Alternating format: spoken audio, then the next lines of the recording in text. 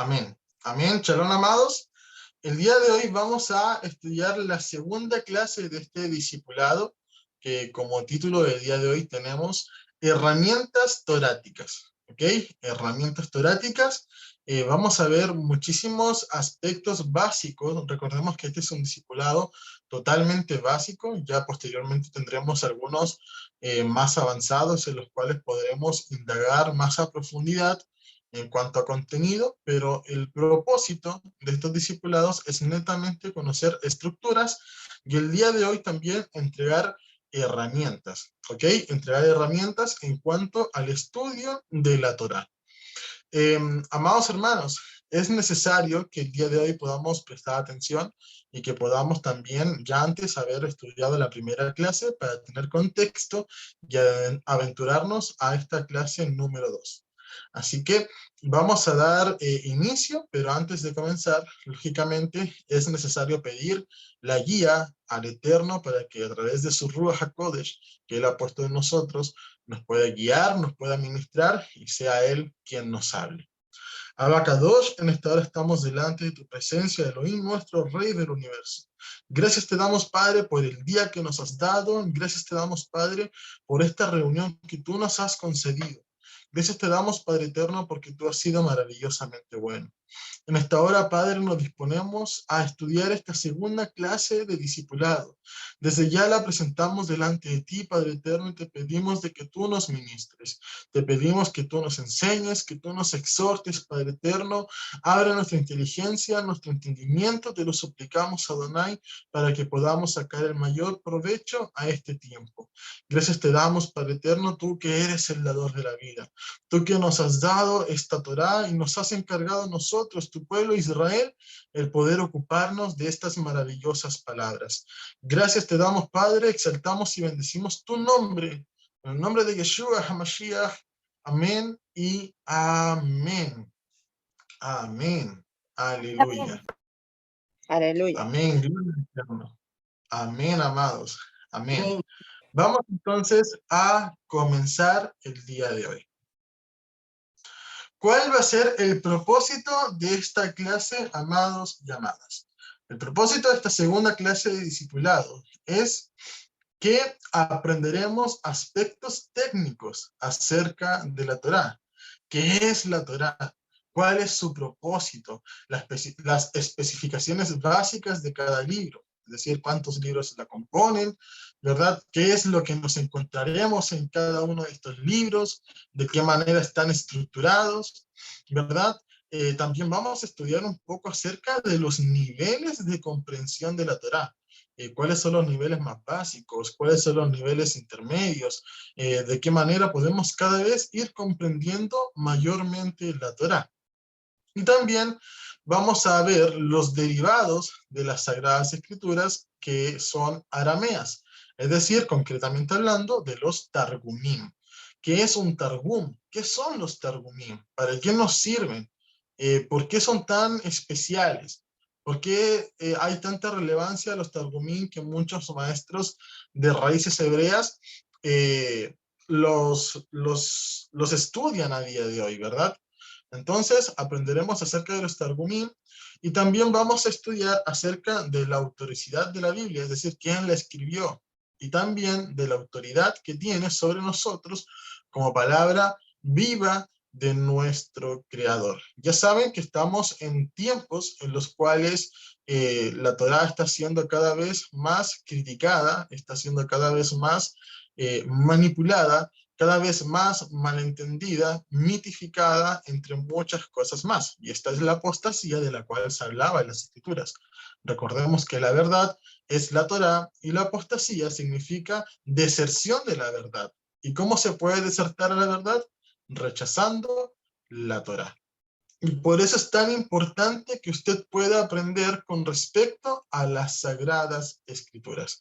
Por eso es tan importante que usted pueda aprender acerca de la Torá, como la base, como el pilar. Es decir, no vamos a entender Jueces, no vamos a entender Josué, no vamos a entender absolutamente nada de los escritos, mucho menos del Nuevo Testamento o del Brit Hadashah, si no aprendemos primero de la Torá.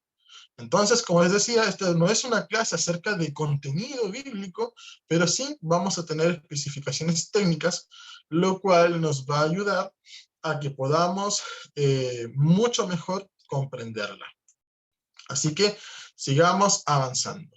Tenemos aquí a continuación una introducción a la Torá. Yo sé que muchos están tomando apuntes y quizás no alcanzan a escribirlos completamente, pero no se preocupen porque luego el material es subido a YouTube y también son compartidas el PowerPoint. Entonces, la Torá corresponde a lo que alguna vez nosotros conocimos dentro de las iglesias cristianas como la ley o la ley de Moisés, conocidamente, o muchas veces en las escrituras se le llama Moisés. Por ejemplo, en Hechos 15 se dice, porque Moisés es predicado cada día de reposo, en cada sinagoga, ¿verdad? Pero no es que se hable acerca de Moisés, sino que se habla acerca de la Torá. Entonces, de cierto modo, amados, Moshe representa a la Torá. Bueno, sin embargo, el real concepto se extiende a una mayor profundidad. Es decir, la palabra Torá se extiende a mucha más profundidad.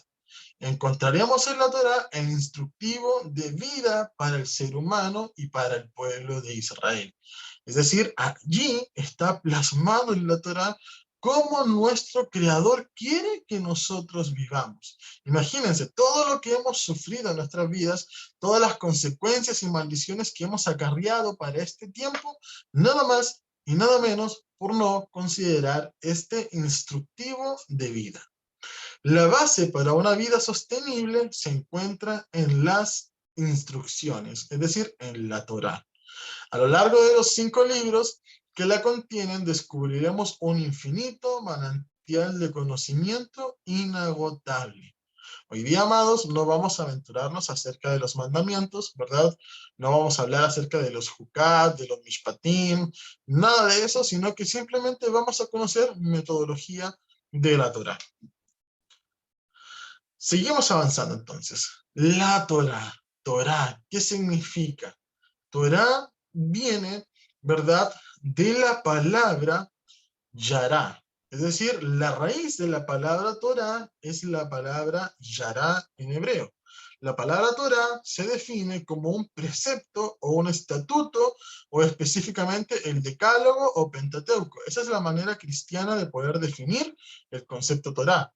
Se ha reemplazado en griego por la palabra nomia, ¿verdad? Por ejemplo, hablábamos la clase pasada de Deuteronomio, segunda ley, ¿verdad? Deutero, segundo, nomio, ley, también la vemos en el Nuevo Testamento como la nomia, y se le llama simplemente la ley del pueblo judío, la ley del pueblo hebreo, la ley de Moisés, la ley del Creador, la ley sacerdotal, etc. Pero hoy tenemos que entender que es una sola Torá que el Eterno nos ha entregado. Y esta viene a su vez de una raíz que es la palabra yará. Cuando nosotros buscamos una palabra en el Strong y vamos descubriendo hasta su raíz, es maravilloso, hermanos, porque, por ejemplo, para poder llegar a la palabra Torah, primero tuvimos que pasar por la palabra yará. Y tenemos que entender qué significa yará para saber el real concepto de la palabra Torah, en todo lo que abarca esta. La definición de la palabra yará significa fluir como agua. Por eso muchas veces hablamos que Yeshua, ¿verdad?, dice que beban de él, que él es el agua viva, ¿verdad? ¿Por qué? Porque él es esa Torá. Colocar o lanzar específicamente una flecha, disparar, apuntar, destacar, como si señalando con el dedo. Entonces, y lo último, enseñar. ¿Qué podemos aprender entonces conociendo la raíz de una palabra?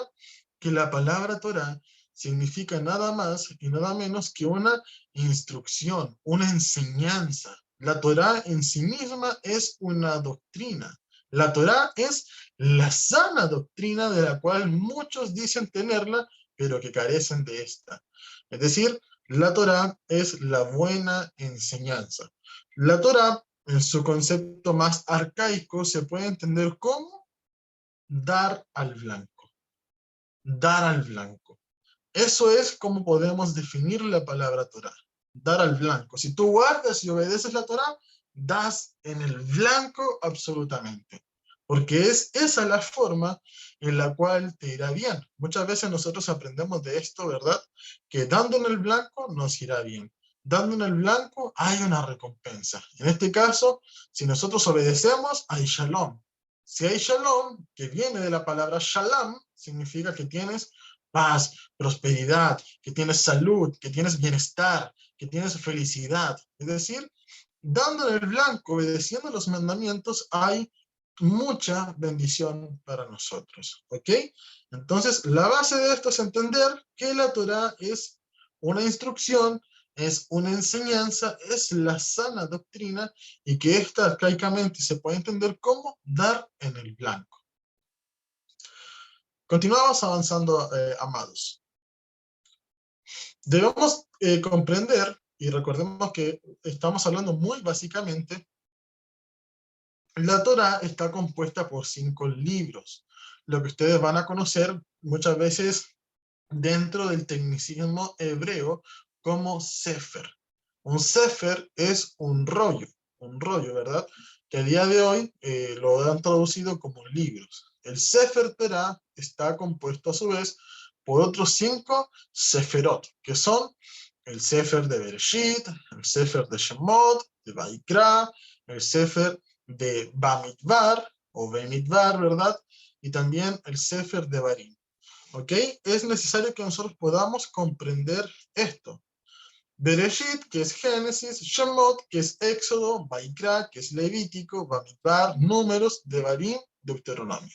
¿Ok? Este compendio de 5 rollos, de 5 libros, como queramos llamarle, es lo que nos compone nuestras instrucciones. En ellos encontramos desde la creación, ¿verdad? Desde la creación del universo, de todas las cosas, vamos pasando hacia cómo se forma el pueblo de Israel, entendiendo el éxodo de este pueblo, la Torá que ha sido dada a este pueblo, que ha sido recordada a este pueblo, también su ruta por el desierto y la promesa del Eterno consumándose cuando le entrega la tierra prometida, ¿verdad? Lo cual se consuma como algo a medias, producto de la desobediencia del pueblo. Entonces, eso es lo que vamos a encontrar y eso es lo que nos basta a nosotros en nuestras vidas. En estos 5 libros encontraremos sabiduría inagotable. Cuando nosotros nos hastiamos de la Torá y vamos a buscar otras filosofías, otros rumbos, vamos a buscar otras cosas que ya la Torá no nos satisface, vamos a actuar como aquellos hebreos en el desierto que ya estaban hastiados del maná y que pidieron carne, pero finalmente terminaron muriendo. ¿Ok? Eso es muy necesario que nosotros lo entendamos, amados. Por eso, la Torá no son vanas palabras. Un año cuando tú leas un libro de la Torá o una parashá de la Torá, vas a entender una cosa y al próximo año vas a volver a entender esa cosa y todavía a mucha más profundidad. Entonces, este Sefer de la Torá, este libro, este es el principal soporte de toda la escritura. Es decir, toda la escritura apunta hacia la Torá. Usted tiene que entender que la Torá y la mentalidad del Eterno no es algo lineal. No es como que, viene la Torá y todas las escrituras y al final Apocalipsis. No, la Torá está al centro y todo lo demás gira en torno a la Torá. Por eso es tan necesario, por ejemplo, para entender profecías, que primero conozcamos la Torá. Hay herramientas de hermenéutica que establecen que lo primero que se propone en un texto, eso es lo que queda para siempre. Por ejemplo, ¿cómo nosotros hoy día podemos entender que somos hebreos? Porque a Abraham se le conoció como el hebreo porque él cruzó. Entonces, ese es el verbo ibri de la raíz eber, que significa cruzar. ¿Qué cruzó él? Cruzó un río. ¿Qué cruzamos nosotros? De muerte a vida, a través de Yeshua, que se representa como esas aguas purificadoras. Entonces, por eso es tan importante la inmersión, la tevilá o el bautismo, como lo hemos conocido. ¿Ok? Entonces, Por eso es tan esencial la Torá en nuestras vidas. No vamos a comprender nada de las Sagradas Escrituras si primero no entendemos la Torá.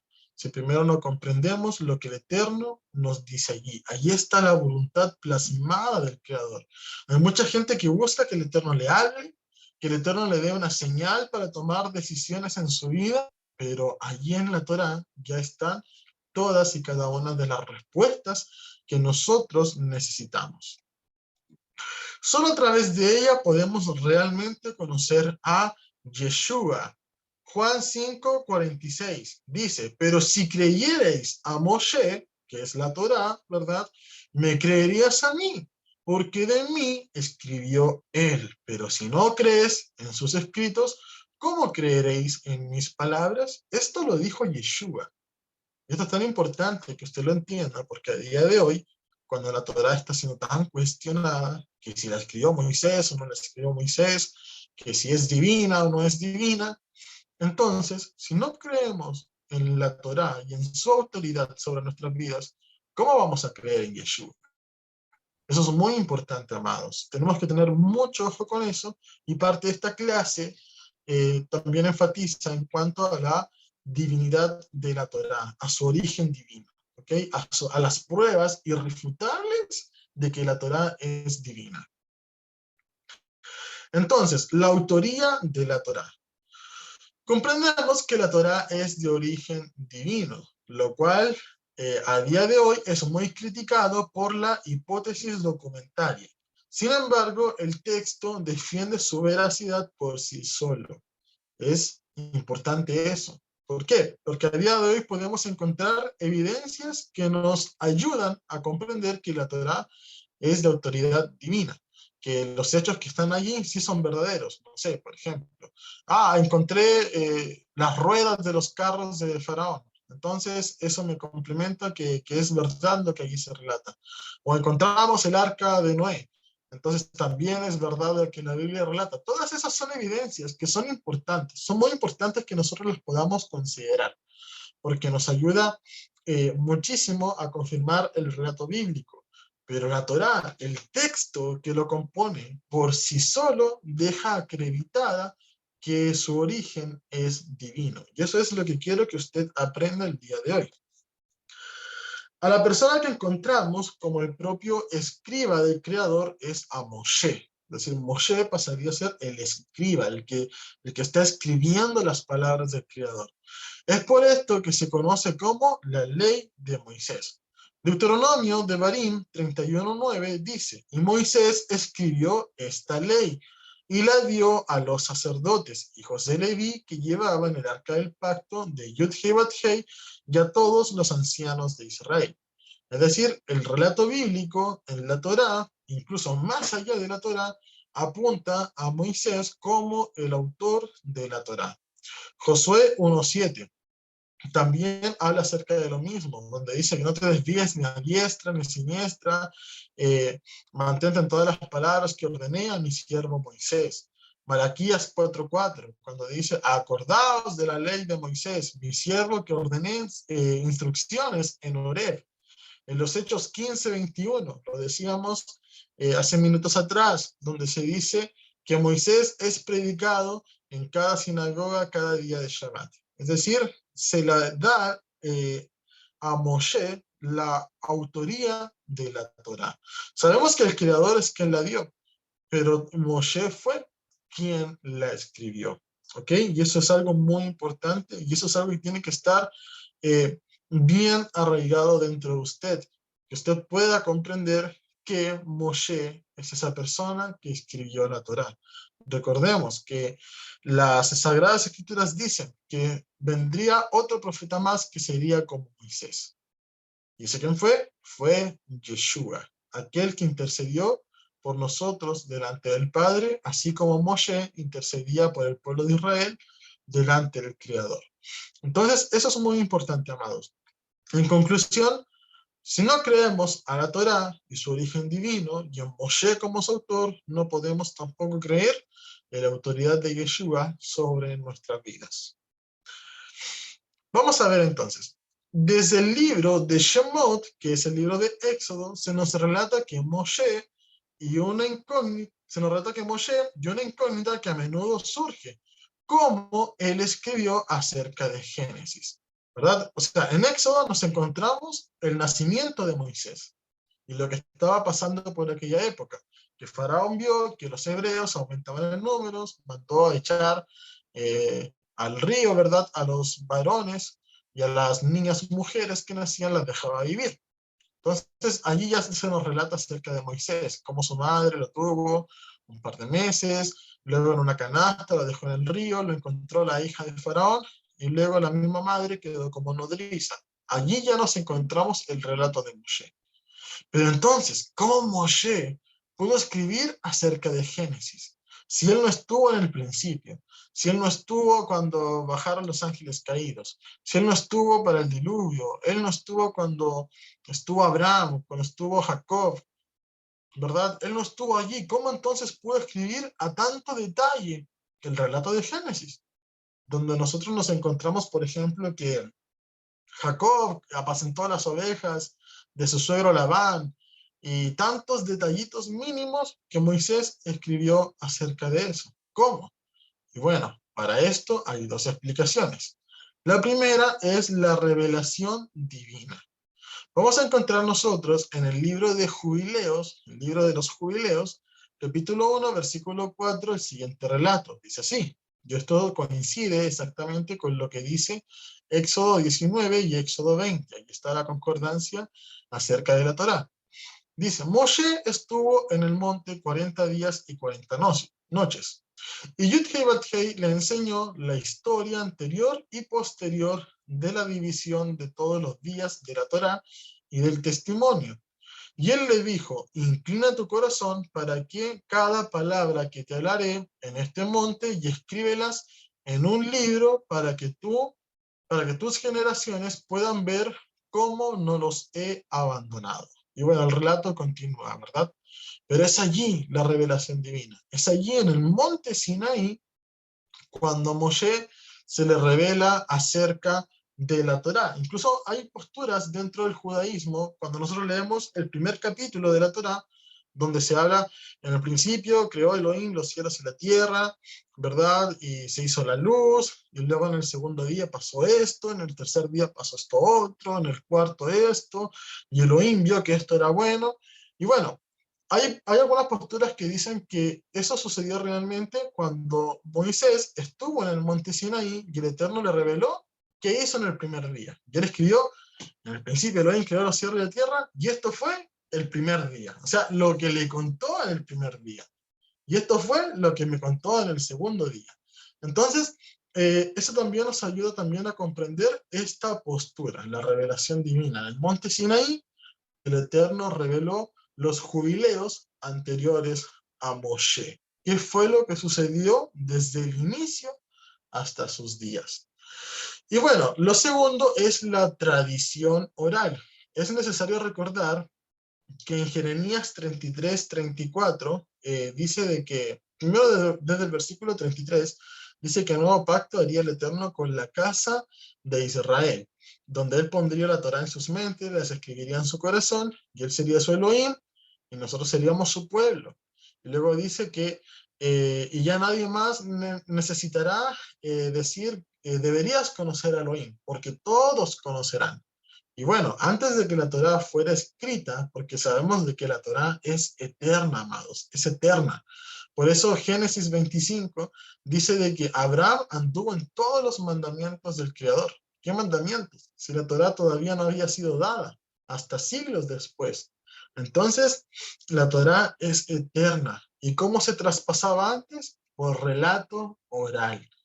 Es decir, eso es a lo que apunta que en un futuro sea así, que nosotros de manera oral podamos traspasar la Torá, las instrucciones, a nuestras generaciones. Entonces, la tradición oral de 6 eslabones. Primero, Adán vivió hasta los 233 años de Matusalén.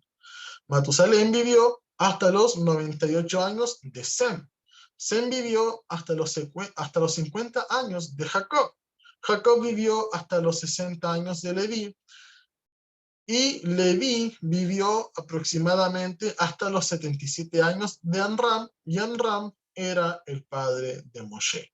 Entonces, allí tenemos los 6 eslabones previos a Moshe para poder comprender todo el compendio del relato bíblico de Bereshit y cómo Moshe tuvo conocimiento acerca de esto.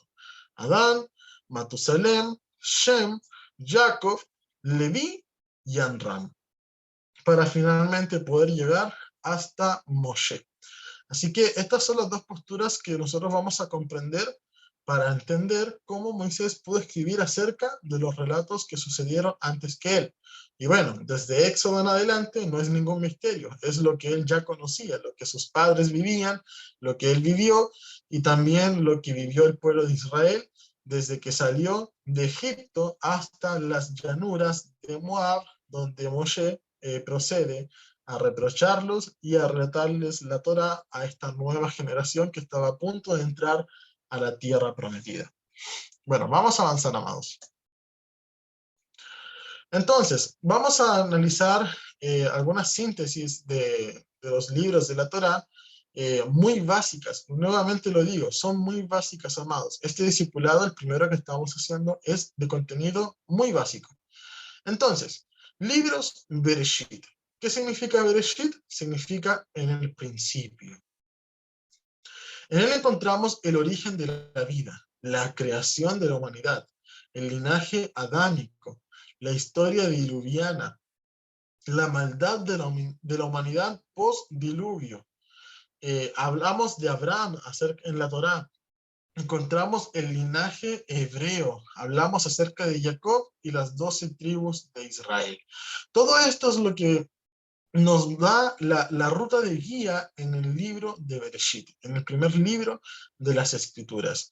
Allí vamos a encontrar muchos detalles, ¿verdad?, que quizás aquí no fueron expresos, por ejemplo, acerca de los hijos de Jacob, de Joseph en Egipto, que también abarca muchísimo, también Isaac y Esaú, también que marca una etapa muy importante dentro de este primer libro, pero técnicamente esto es lo que encontramos en él. Llegamos desde el origen de la vida hasta cómo se forma Israel como una nación. De hecho, en el libro de Bereshit, de Génesis, amados, encontramos el primer censo de la humanidad. Y eso es cuando el relato dice que descendieron hacia Misraim, hacia Egipto. ¿Cuántas? 70 almas. Ese es el primer censo del pueblo de Israel registrados en las Escrituras. 70 almas fueron hacia Egipto. ¿Ok? Así que ahora vamos a pasar al libro de Shemot, el libro que se llama Nombres. Aquí está erróneo el título, es Shemot, no Behemot. Shemot, que significa nombres, ¿verdad? Así que recordemos, Shem significa nombre, y la terminación Ot significa nombres, es el plural. Entonces, en él encontramos la opresión de los hebreos en Egipto. El libro de Génesis, ¿verdad? Bereshit termina con la muerte de Jacob, ya viviendo en Egipto, ¿verdad? También con la muerte de Joseph en Egipto y todo el pueblo de Israel ya sitiado en un costado, ¿verdad?, de la tierra de Egipto, y ya los hebreos quedándose allí.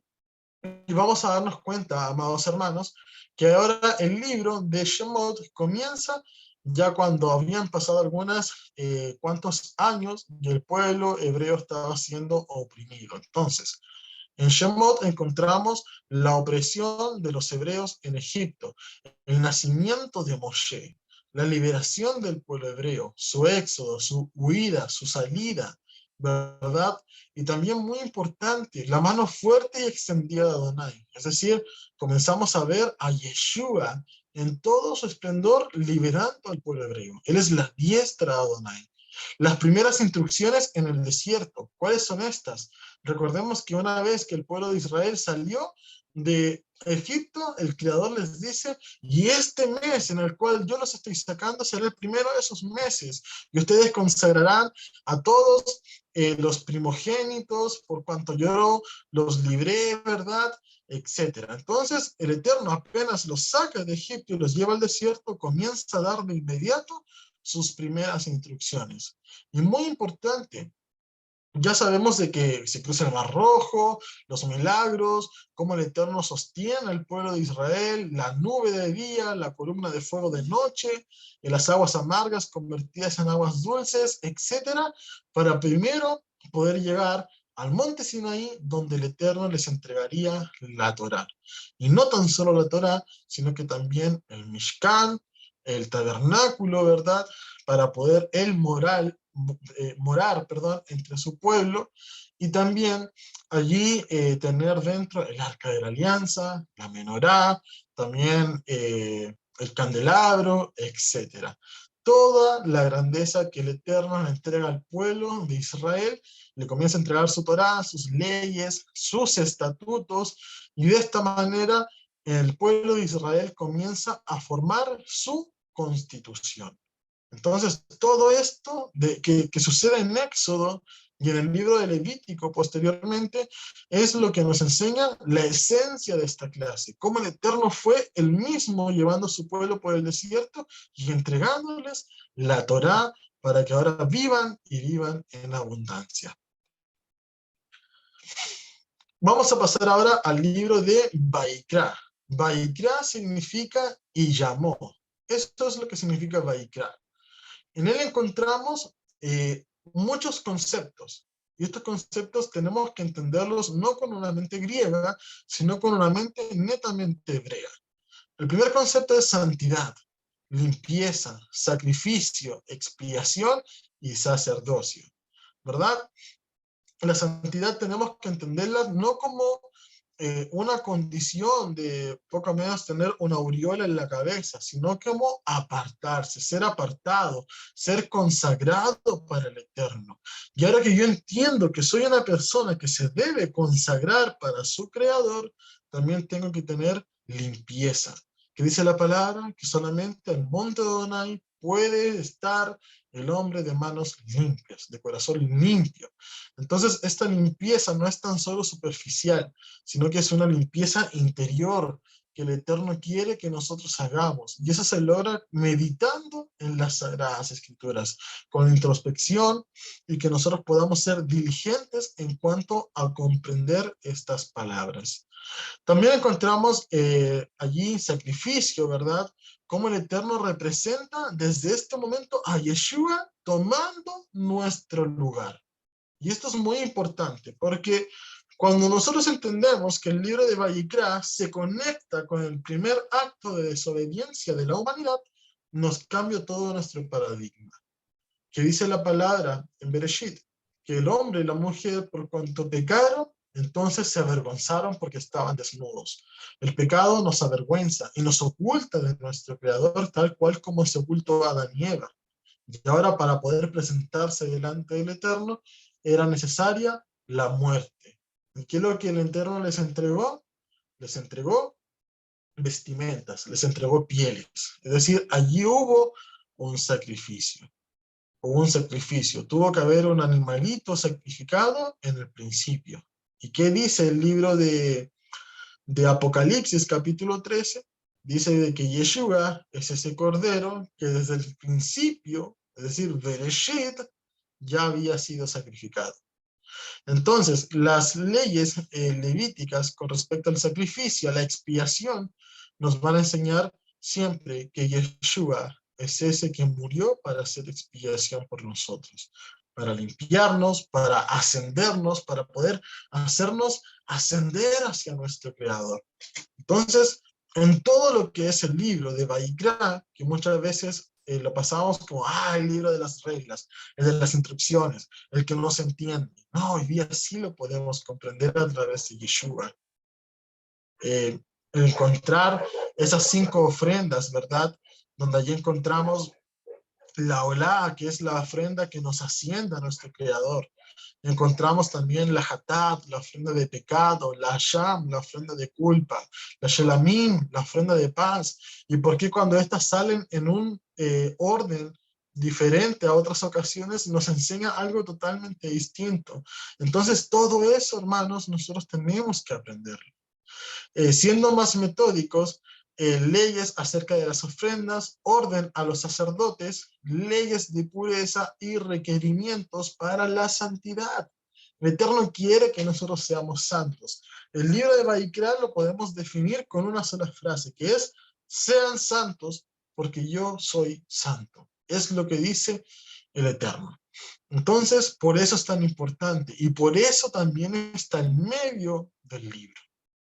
Por eso Vaikra está justo al medio de la Torá. Tienes por un lado Bereshit y Shemot, la conformación del pueblo de Israel y cómo este pueblo de Israel fue oprimido y por lo tanto olvidó su santidad, olvidó su limpieza, olvidó su condición como pueblo especial a los ojos del Creador porque estaba siendo oprimido. Pero viene entonces el Eterno y los lava y los limpia para posteriormente puedan caminar en el desierto y tener la herencia que es la tierra prometida. Vamos a continuar. Ahora,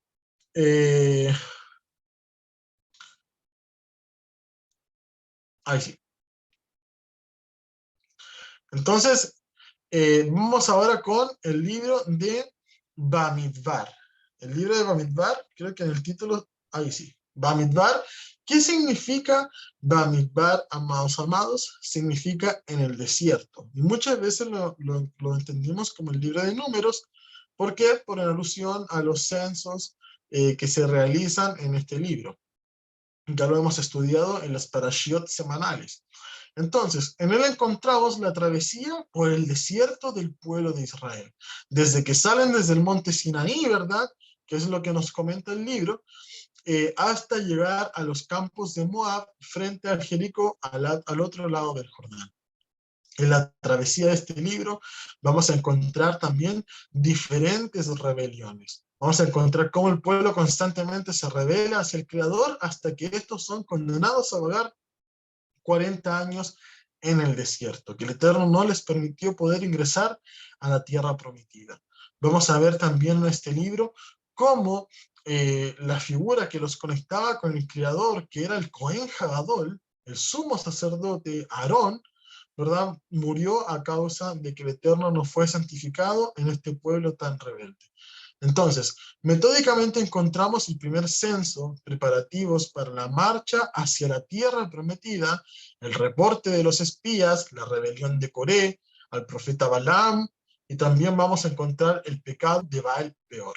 Segundo censo, ¿verdad?, de la generación nueva del pueblo de Israel. Recordemos de que los censos apuntan al ejército de Yahweh Sebaot. Es decir, el Eterno, que es Yud-Hei Bat-Hei de los ejércitos, ¿qué es lo que está preparando? Su ejército, el pueblo de Israel, que sea su ejército. Y cuando estos son cobardes, tienen miedo y no confían en la palabra de su cabeza, que es Adonai, entonces son desechados.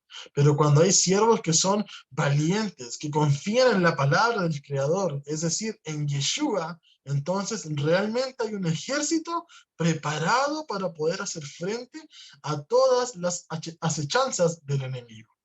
En ese tiempo también viviremos ese segundo éxodo. Y para este tiempo el Eterno también llamará valientes, que estén dispuestos a poder marchar, que estén dispuestos a poder conquistar, que si está la muerte a la vuelta de la esquina, la vida no la voy a tomar por ganancia. Entonces, es necesario que entendamos eso. Apocalipsis lo especifica como los 144,000 sellados. ¿Ok? Entonces, la preparación para entrar a la tierra prometida. Recuerden siempre que aquellos que se rebelan, aquellos que son cobardes, mueran en el desierto. Y aquellos que finalmente confían en el Creador hasta el final, obedeciendo sus palabras, estos son los que conquistan la tierra prometida. El desierto nos enseñará que la obediencia es la mayor virtud que un israelita puede tener. Muchas gracias. Amén. Vamos a pasar entonces ahora al libro de Devarim. Devarim, ¿qué significa? Devarim significa palabras. Muchas veces hemos hablado de la palabra dabar, ¿verdad? Dabar, que significa palabra, y el término im, al final, significa específicamente palabras, es el plural, así como muchas veces las palabras terminan en ot, por ejemplo, Shabbat es uno, Shabbatot son varios Shabbat, o parashá es una, parashiot son muchas parashá, es el plural. También sucede con la terminación im, por ejemplo, la palabra nevi es profeta, neviim es profetas también. Entonces también hay que tener ojo con esos tecnicismos.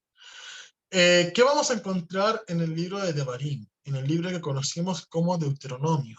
En él encontramos una fuerte reprensión y exhortación de Moshe a una nueva generación de hebreos nacidos en el desierto. Hasta en 3 discursos Moshe les exhorta la obediencia a la Torá y cómo sus padres pecaron por hacer caso omiso a esta. Y finalmente, además de un contenido altamente profético, vemos los últimos días de Moshe. Entonces, eso también es muy profético para nuestros días. Ya lo comentamos hace un tiempo atrás, ¿verdad? Que hoy día usted considérese como esta generación. Usted es un hebreo nacido en el desierto. Es un hebreo nacido entre rebeliones. Es un hebreo que el día de hoy tiene que tomar la decisión si perecer como sus padres en el desierto por medio del desconocimiento y por medio de la desobediencia, o realmente ser parte de ese pueblo de guerreros listo para poder conquistar la tierra prometida. Si usted quiere perecer como sus padres, entonces siga su vida como usted la quiera vivir. Pero si usted quiere realmente ser uno de esos sellados por el Eterno, uno de esos conquistadores, conquistador de la tierra prometida, entonces entienda que la batalla se pelea en obediencia y sujetándose a nuestro Creador, desechando los yo pienso, los yo creo, desechando su postura que va en contra de las Sagradas Escrituras. Con sometimiento al Eterno es como se conquista la tierra prometida. Recordemos, ¿qué dijo el Eterno? Vamos, ahora tomen la tierra prometida porque se las he entregado a ustedes. ¿Qué dijeron los hombres? Enviaremos espías.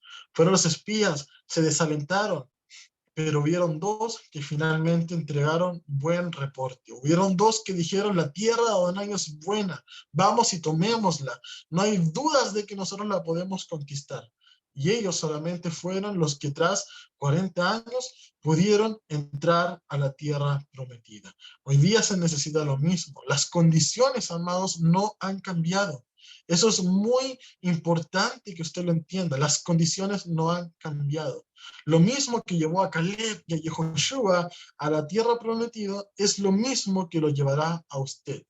El sometimiento, la obediencia y creer en la palabra de Adonai. Escúchalo, siervo, escúchalo, sierva.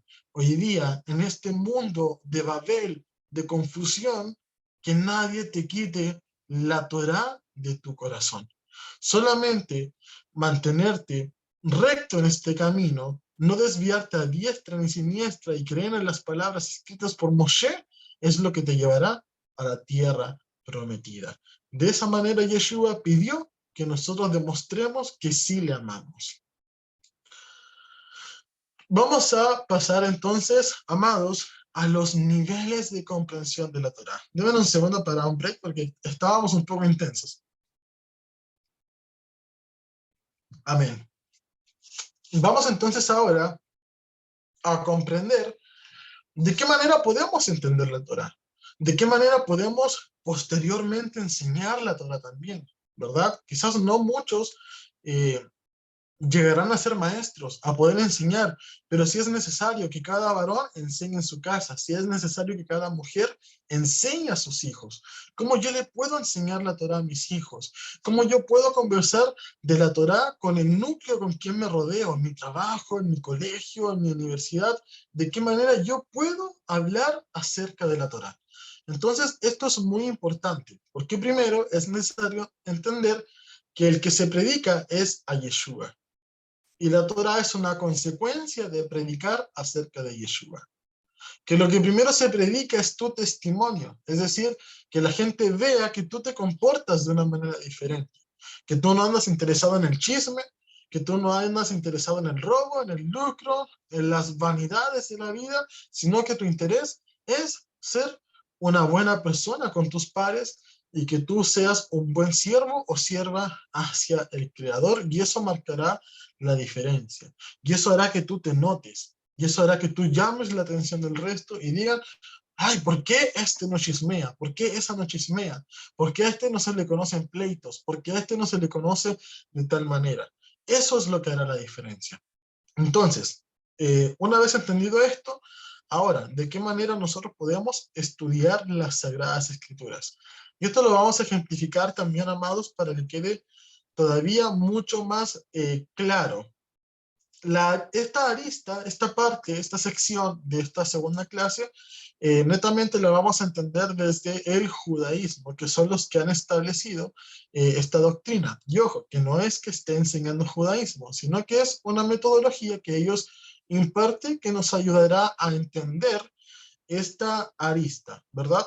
Ustedes saben que yo en lo personal no soy partidario de ningún ismo, es decir, de ninguna religión. El judaísmo sí es una religión, por más que muchos digan que no, sí lo es.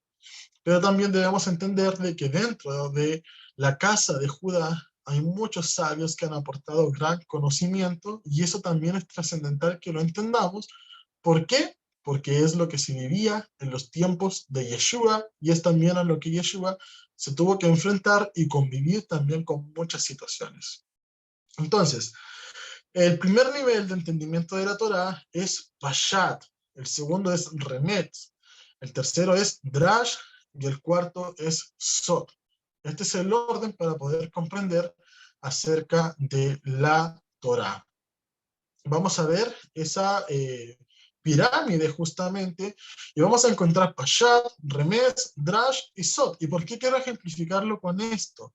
Porque si nos fijamos bien, Pashat, aunque sea el más sencillo, lo más sencillo es la base del esquema. Es decir, no podemos comprender el Remes, no podemos comprender el Drash, ni podemos comprender el Sot si primero no hemos entendido Pashat. ¿Qué es lo que sucede, amados? Que muchas veces nos sucede que por ansiosos queremos ir, ¿verdad?, a niveles más profundos, a aguas más profundas, por engolosinarnos de cierta manera. ¿Y qué es lo que pasa? Que aún no hemos entendido lo que está a nuestro alcance. Y cuando nosotros nos aventuramos hacia lo desconocido sin tener una base sólida, ¿qué es lo que sucede? Que fácilmente nos podemos desviar. Entonces, ¿cuál tiene que ser su base a día de hoy?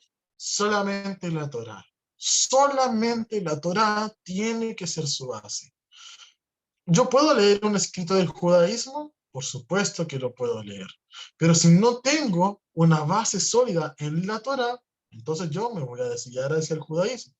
¿Yo puedo leer un escrito cristiano? Por supuesto que puedo leer un escrito cristiano, pero si no tengo una base en la Torá, me voy a desviarme hacia el cristianismo.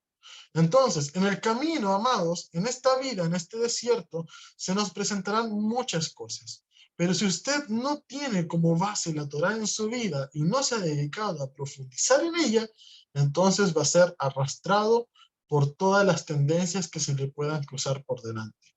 ¿Por qué? Porque va a considerar lo bueno a sus ojos, cuando lo bueno es lo que dicta las Sagradas Escrituras.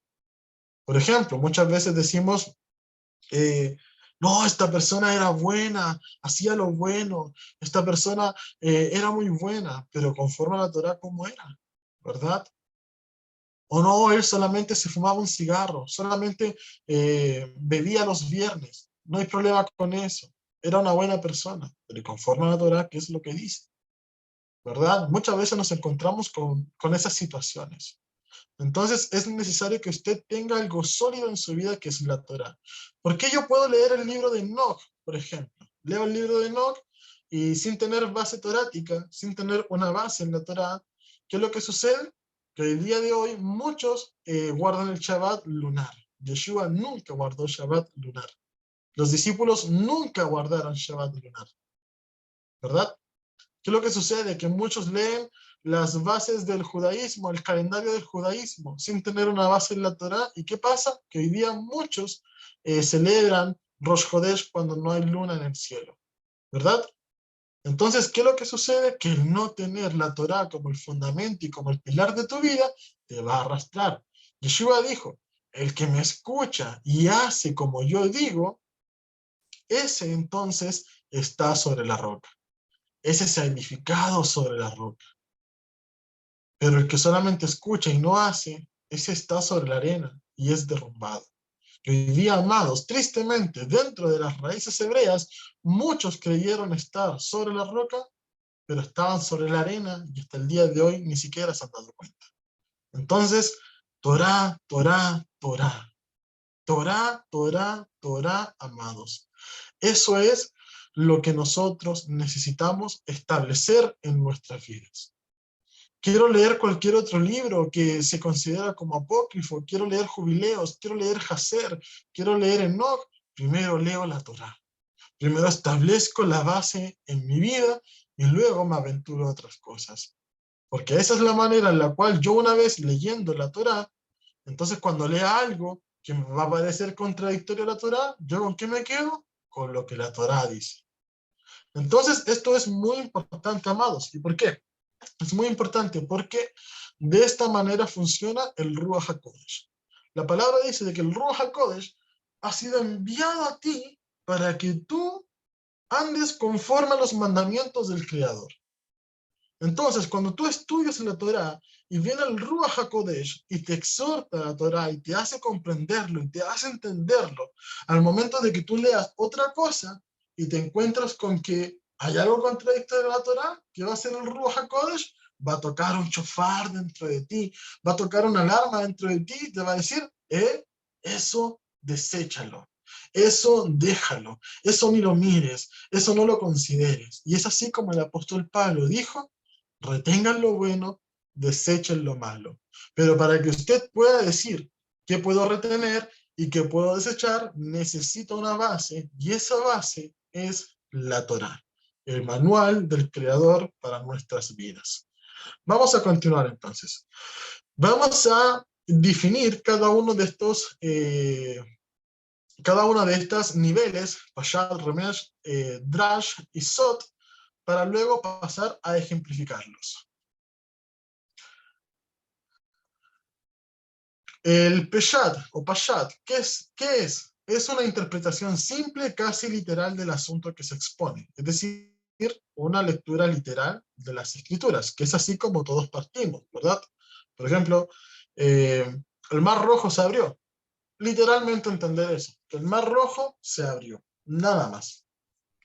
Remés es donde se realizan más sugerencias, conjeturas y conexiones. Entonces es un nivel más arriba y para eso yo tengo que ir entendiendo y conectando versículos. Voy, por ejemplo, no sé, voy conectando lo que la Torá me dice, lo que ya vi en los profetas, lo que voy encontrando en el Brit Hadashah, y todo eso me arma una historia, todo eso me arma una conexión y ya voy entendiendo un poquito más a profundidad los detalles simbólicos. Por ejemplo, Isaac abrió los pozos que los filisteos estaban cerrando. ¿Qué significan los pozos? ¿Por qué los hebreos siempre abrían pozos? ¿Verdad? Todo eso trae un mayor significado. En Peshat solamente había entendido, Abraham, o sea, Isaac abrió un pozo. Ahora en Remés voy a entender qué significa que haya un pozo abierto en el desierto. Drash, o también llamado Midrash. Cuando usted ha escuchado muchas veces dentro del judaísmo la palabra Midrash o Midrashim, ¿qué significa? Esto significa explicación. Un Midrash es una explicación, lo cual lleva el texto a una mayor profundidad. Es decir, por ejemplo, muchas veces se emplean la gematría, es decir, contar las letras de la palabra, cuánto suman y con qué más lo puedo conectar yo, etcétera. Desglosar una palabra. Por ejemplo, lo que veíamos con la palabra Ma'im en el día de Shabbat, que está compuesta por la palabra Mem, Yud, Mem. ¿Y quién representa a la Yud que está en medio? Es el Mashiach, es Yeshua que está en medio de las aguas. Entonces, eso es muy importante también. Y bueno, el Sod, que es con lo que quiero que ustedes entiendan, se acerca más al misticismo, tiene que ver netamente a lo secreto. Y nosotros tenemos que entender, amados, que hay barreras para nosotros, hay barreras para nuestras vidas, hay barreras para nuestros estudios que nosotros no podemos cruzar. El Eterno lo primero que hizo fue colocarle un límite a Adán y a Eva. De ese árbol, de la ciencia del bien y del mal, no comerán. Cuando a Eva se le propuso que sería como Elohim, es decir, no que conocería el bien y el mal ya lo conocía, ella sabía que era malo comer de ese árbol. Pero cuando se le dijo que ella sería como Elohim, es decir, de establecer por ti mismo que es bueno y que es malo, entonces fue cuando ella quiso comer. Nosotros tenemos barreras. Cuando atravesamos esas barreras, nos vamos hacia el misticismo, nos vamos hacia lo secreto, nos alejamos del Creador, muchas veces, amados, vamos a caer en el error de que vamos a estar comiendo del árbol de la ciencia del bien y del mal. ¿Ok? Entonces con esto tenemos que tener muchísimo cuidado. El Sod cae en los niveles de la Kabbalah judía y eso es algo en lo cual nosotros no nos podemos adentrar. La Kabbalah netamente es una brujería. Vamos a dar a continuación una ejemplificación de esto, amados. Vamos a ver lo que dice acá. Dice, ejemplificación de los niveles de comprensión de la Torá, ¿verdad? Lo que nosotros vamos a encontrar en el texto hebreo que está al principio, dice, Bereshit bara Elohim et hashamayim bet haaretz. Eso es lo que dice al principio.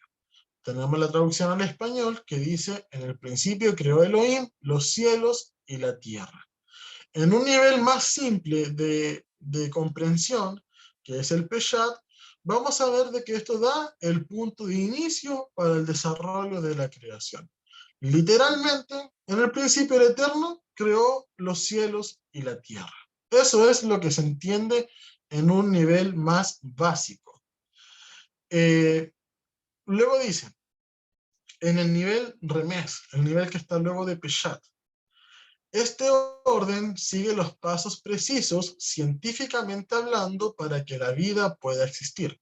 Es decir, en el primer versículo de las Escrituras, donde dicen al principio, creó Elohim los cielos y la tierra, nos encontramos los tres elementos que propician que la vida pueda existir. El tiempo, el espacio y la materia. El tiempo, ¿cuándo fue? En el principio. El espacio, los cielos. Y la materia, la tierra. Entonces, tan solo en ese primer versículo podemos ya profundizar un poco más y darnos cuenta de que hay estos tres elementos esenciales para que todo pueda existir. Es decir, en el primer versículo el Creador propició el escenario perfecto para desarrollar su creación. Vamos al tercer nivel, que es el nivel acerca del Drash o Midrash, que dice así. Nuevamente, el mismo versículo. En el principio creó Elohim los cielos y la tierra. El Drash, ¿qué nos va a enseñar? ¿Verdad? Y esto es con una mirada hacia Yeshua, que nosotros podemos contemplar desde las letras hebreas. Y pongan mucha atención. En verde está hebreo y en rojo está lo que dice el texto. Entonces, dice, en el principio creó Elohim los cielos y la tierra. Si usted se da cuenta, todas las palabras, todas las letras hebreas tienen un significado hacia el español. Es decir, en el principio, ahí está la letra Bet, Reshit, Bara, ¿verdad? Creó, Elohim, Dios. Y luego, ¿qué nos encontramos? Nos encontramos el Aleph Tav dos veces. ¿Y quién es el Aleph Tav? El principio y el fin es Yeshua. Yeshua es el principio y el fin. Entonces, de esta manera podemos entender la frase como en el principio, Elohim Aleph Tav creó los cielos y la tierra. Es decir, en el principio, el Elohim Yeshua creó los cielos y la tierra. Entonces, eso ya es un tercer nivel de comprensión. Vamos a ver un segundo ejemplo de este mismo nivel, del nivel Drash, para que lo podamos ir entendiendo todavía más. Drush, ¿verdad? Vamos a encontrar la palabra Bereshit, que es esta que está por acá, que es con la que primero comienzan las escrituras, Bereshit. Y Bereshit es una palabra que está compuesta en dos, por la letra Bet y la palabra Reshit, ¿verdad? Entonces, cuando nosotros entendemos que la palabra Bet significa casa, la letra Bet significa casa y Reshit significa primero, lo que nos está diciendo el texto es que la primera casa, es decir, en el principio se nos presenta la primera casa, junto a nuestro Creador. Lo que el Eterno hizo desde el principio es la primera casa, expuesto por lo que es Be-Reshit, la letra Bet y la palabra Reshit. Bet es casa y Reshit es primero. Entonces, lógicamente, muchos de ustedes quizás no van a comprender muy bien este punto, pero de eso se trata, que hay niveles de comprensión de las Sagradas Escrituras. Y para poder comprender siempre un poco más, primero hay que comprender desde antes, desde lo más básico. Comenzar siempre por quizás la literalidad del texto.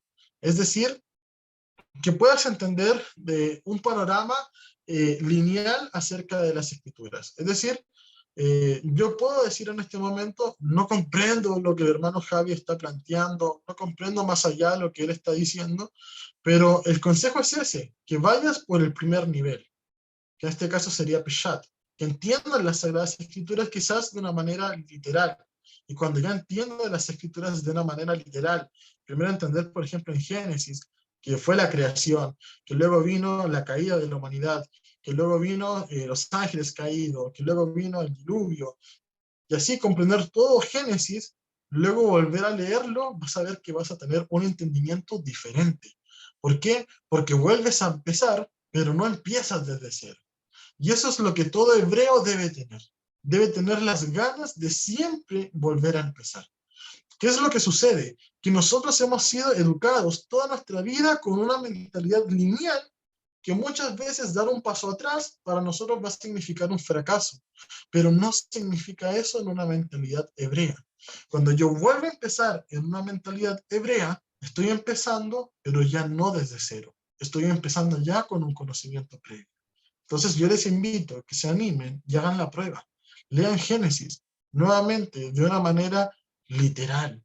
Y luego vuelvan a leerlo y van a darse cuenta que con la guía del Ruach HaKodesh las conexiones se van a hacer solas en su cabeza.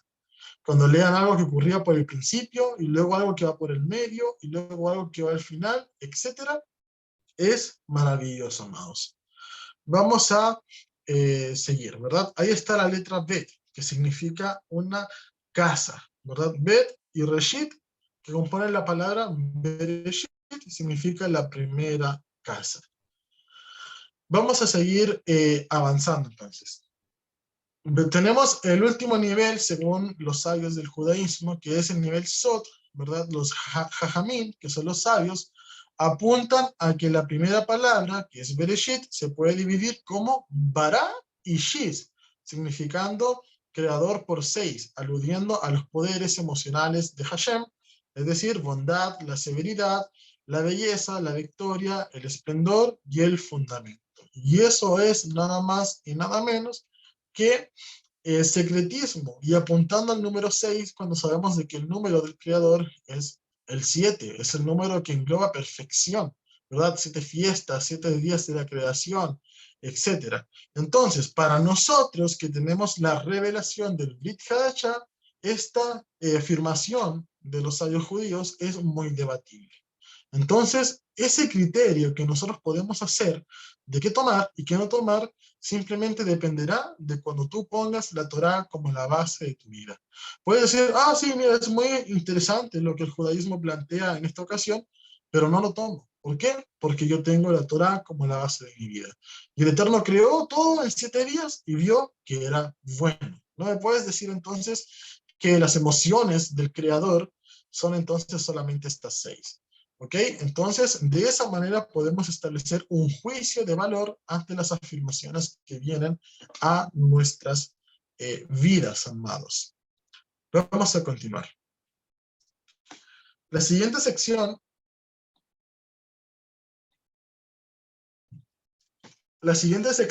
hablaremos acerca de los Targumim, ¿ok? Vamos a hablar acerca de los Targumim. ¿Qué es un Targumim? Yo sé que muchos de ustedes los han escuchado alguna vez, quizás con algún maestro, ¿verdad?, de raíces hebreas, alguna maestra de raíces hebreas, que alguna vez los ha citado, y es necesario que usted lo entienda, y por qué son tan importantes, y por qué es necesario también colocarle cierta atención, ¿verdad? Y su contexto. ¿Cuál es el contexto de los Targumim que le da tanta relevancia? Dice, es el plural de Targum. Nuevamente, la palabra es Targum, y cuando son más, es Targumim, termina en im. ¿Qué significa? Significa interpretación o interpretaciones. Se les conoce también como la Biblia aramea. Más allá de una simple traducción del hebreo al arameo, es una interpretación rabínica. Por eso es que muchas veces vamos a encontrar que en los Targum no hay una literalidad del texto. Por ejemplo, cuando leemos Números 10:10, nos dice el Eterno, nos manda allí, ¿verdad?, que nosotros podamos tocar shofar en los Rosh Hodesh, en los inicios de mes, sobre nuestras ofrendas encendidas. ¿Qué es lo que dice el Targum? Dice, porque al toque del shofar, Satanás se turbará, y etcétera, etcétera, etcétera. Entonces, el Targum no es que le añada, sino que el Targum te hace una explicación. Y esa explicación consta, además, de las Sagradas Escrituras, y tiene base. Por ejemplo, siempre lo he dicho, cuando Gedeón va a la guerra, ¿verdad?, con cántaros que se quiebran y hacen toque de shofar, sus enemigos, sus adversarios, que es el término de Hasatán, se turbaron y se terminaron matando entre ellos. Entonces, por eso entendemos que los rojodes tocamos el shofar sobre las ofrendas encendidas, y finalmente el Targum lo señala de esa manera. Entonces, esta es una interpretación. Estos eran usados por los judíos que vivían en la región de Palestina y Judea desde el siglo VI antes de la era común. Es decir, es muy importante que nosotros lo podamos entender, porque para los tiempos de Yeshua ya se usaban estos escritos. Eran de mucha relevancia estos escritos, hermanos. Por eso es necesario que los entendamos. Yeshua, recordemos que él enseñaba, que él predicaba, que él hablaba de la Torá, pero su público hablaba arameo. Es decir, conocían las Sagradas Escrituras desde los Targumim. ¿Ok? Hay dos oficializados por el judaísmo. Incluso estos escritos son considerados kosher, que es el Onkelos, que habla acerca de la Torá, y el de Jonatán, que habla acerca de los Nevi'im. La lectura de Onkelos era alternada con la Torá, y la lectura de Jonatán lo mismo con el Haftará, es decir, con los escritos y los profetas. Es necesario, amados, que usted lo pueda entender, porque a la hora de citar un Targum, usted no puede decir, porque el Targum dice. ¿Cuál Targum? Hay muchísimos. Hoy día solamente hablaremos de dos, que son el Targum de Onkelos y el Targum de Jonatán, que son oficializados. Hay más, por ejemplo, el Targum de Palestina, el Targum de Jerusalén, etc. Entonces, hoy hablaremos de dos y de qué forma nosotros los podemos usar. Primero, de qué manera eran usados. Se leían alternadamente, amados. Es decir, por ejemplo, llegaba el día de Shabbat y estaban en la sinagoga leyendo el libro de la Torá. Y leían, por ejemplo, en el Targum, Bereshit, capítulo 1, versículo 1, y en la Torá también leían Bereshit, capítulo 1, versículo 1. Versículo 2 en el Targum, versículo 2 en la Torá. Versículo 3 en el Targum, versículo 3 en la Torá. Y de esa manera se leía consecutivamente, alternando texto por texto.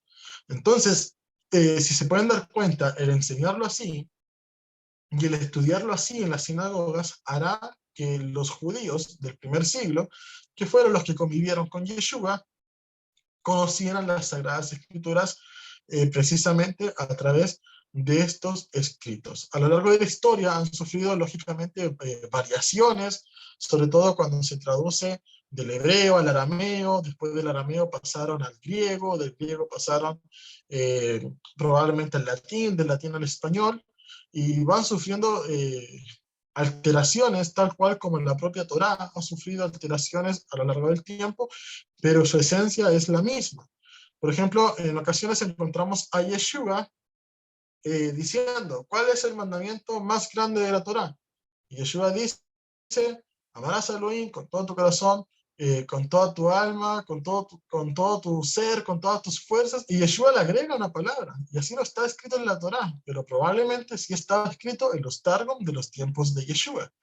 Entonces Yeshua está citando desde los Targum, o muchas veces Yeshua dice, porque escrito está, y cita la forma en la cual el Targum lo está diciendo, y no como lo dice la Torá.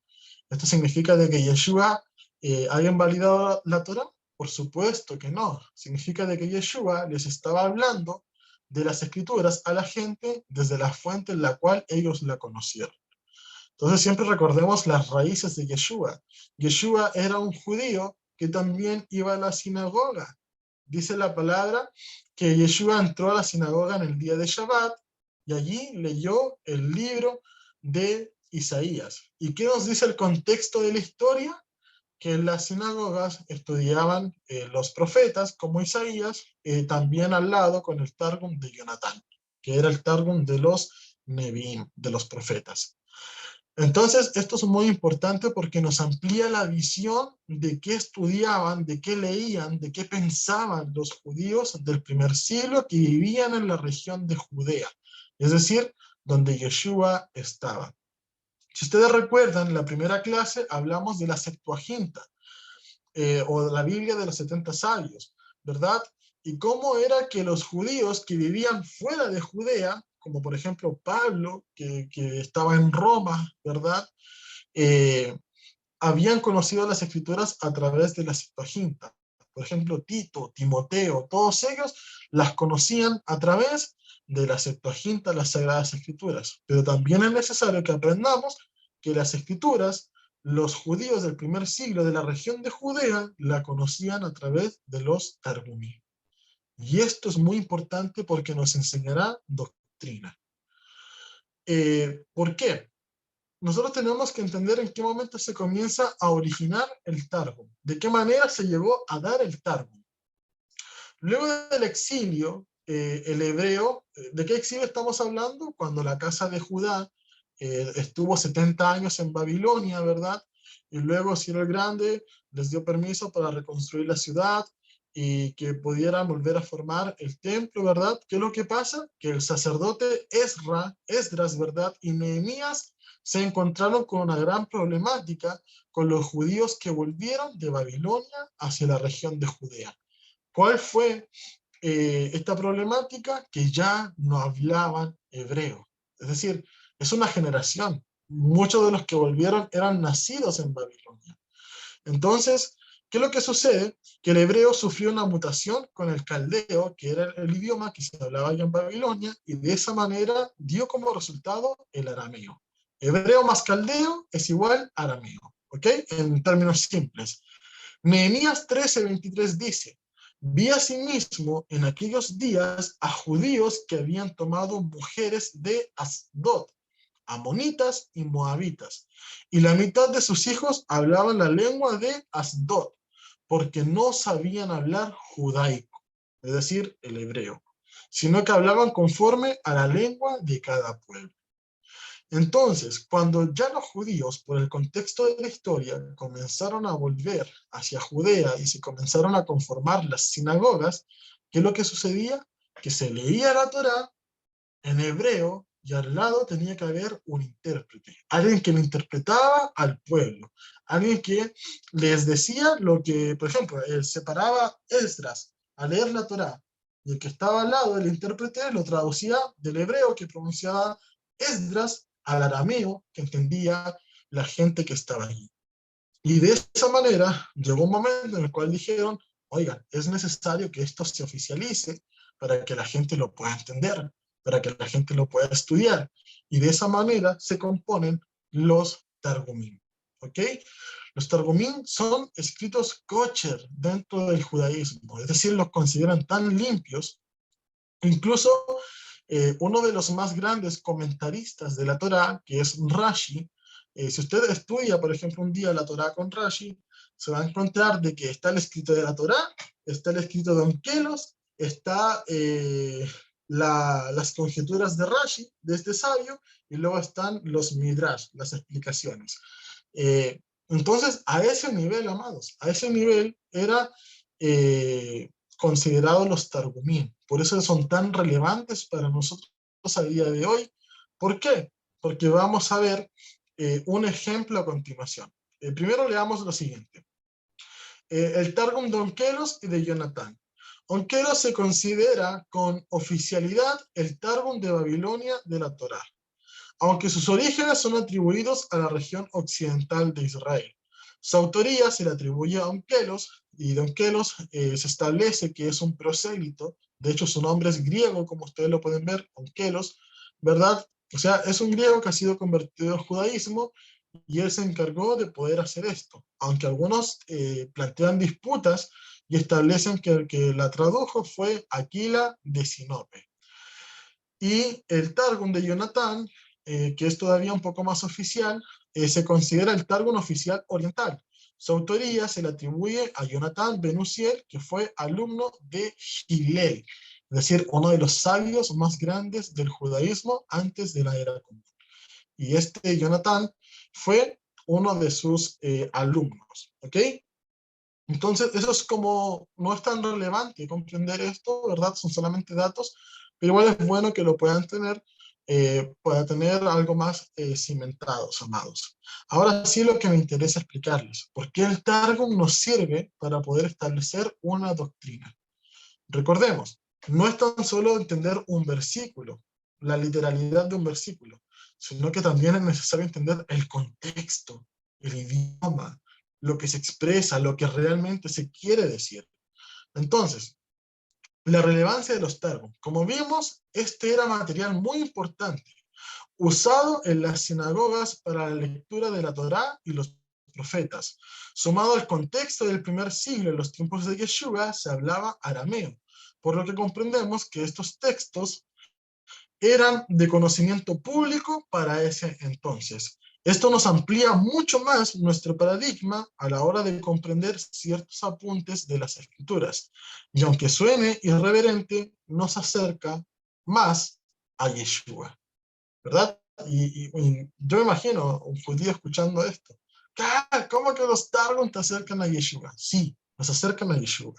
Y vamos a ver la explicación, amados. Lo primero, vamos a leer un versículo muy conocido del Brit Hadashah, que es el primer versículo del libro de Juan, donde dice, en el principio era el verbo, y el verbo era con Dios, y el verbo era Dios. Cuando nosotros lo leemos, mejor traducido, ¿verdad? Diría, en el principio estaba siendo la palabra, y la palabra estaba siendo hacia el Creador, o sea, hacia Dios, y Dios estaba siendo la palabra. Es decir, la Reina Valera lo traduce como, y el verbo era Dios, pero realmente el escrito en griego nos está diciendo, Dios estaba siendo la palabra.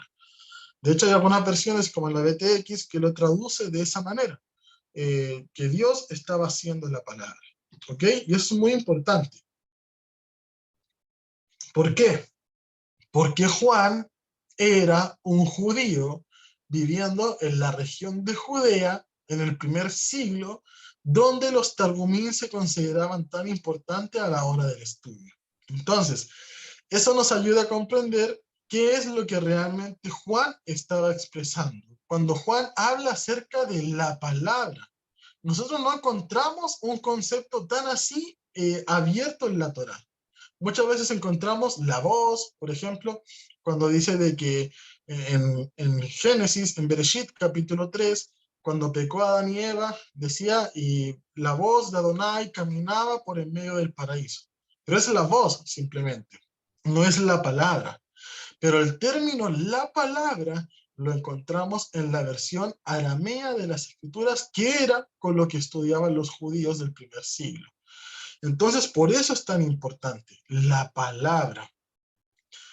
Por ejemplo, en nuestras Biblias vamos a encontrar Bereshit 28:20, Génesis 28:20, donde dice, y Jacob hizo un voto solemne diciendo, si Elohim estuviera conmigo y me protegiera en este camino que ando, y me diera pan para comer y vestido para vestir, y yo volviera en paz a casa de mi padre, Yud-Heh Bat-Heh llegará a ser mi Dios. Eso es lo que nos explica Bereshit 28:20 al 21. ¿Qué es lo que está diciendo Jacob? Si el Eterno me sostiene, Yud-Heh Bat-Heh será mi Elohim. Eso es lo que está diciendo. Él será mi Dios. Pero si nosotros lo leemos desde la versión Onkelos, nos dice lo siguiente. Desde el arameo, traducido al español, nos diría, entonces Jacob hizo un voto diciendo, si Dios permanece conmigo, protegiéndome en este viaje que estoy haciendo, y dándome pan para comer, y vestido para vestir, y vuelvo en paz a la casa de mi padre, la palabra de Adonai será mi Dios. ¿Ok? ¿Quién es la palabra de Adonai? La palabra Adonai es Yeshua. Por eso este concepto que solamente encontramos en el libro de Juan como el verbo, ¿verdad? No lo encontramos en los demás evangelios. Solamente Juan escogió esta terminología que solamente un estudioso lo podría comprender.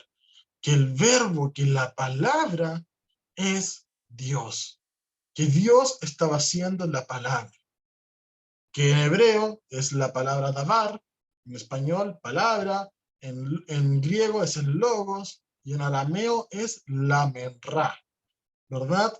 Entonces, amados, eso es muy importante que nosotros lo podamos conocer. Muchas veces se encontrarán ustedes con debate, que si Yeshua es o no es Elohim, si son dos, si son uno. Aquí lo que Juan nos está expresando directamente es que Yeshua es Elohim. Incluso más, que Elohim es Yeshua. ¿De dónde lo estudió? Este concepto de la palabra, que se tradujo como el verbo, lo estudió precisamente desde los Targumim. ¿Por qué? Porque los Targumim establecen a la palabra de Adonai corpóreamente. Si usted lee los Targumim, por ejemplo, en Génesis 3, allí dirá, y la palabra de Elohim iba caminando por el jardín del Edén. Cuando el Eterno le habla a Abraham, dice, y la palabra de Adonai ha dicho lo siguiente, siempre a la palabra se le da una terminología corpórea, y nosotros sabemos que esa palabra de Elohim que ha sido encarnada es precisamente Yeshua. Y de esta manera, entendiendo incluso desde la sabiduría del judaísmo a través de los Targumim, nos podemos dar cuenta de que Yeshua sí es Yud-Heh Vav-Heh.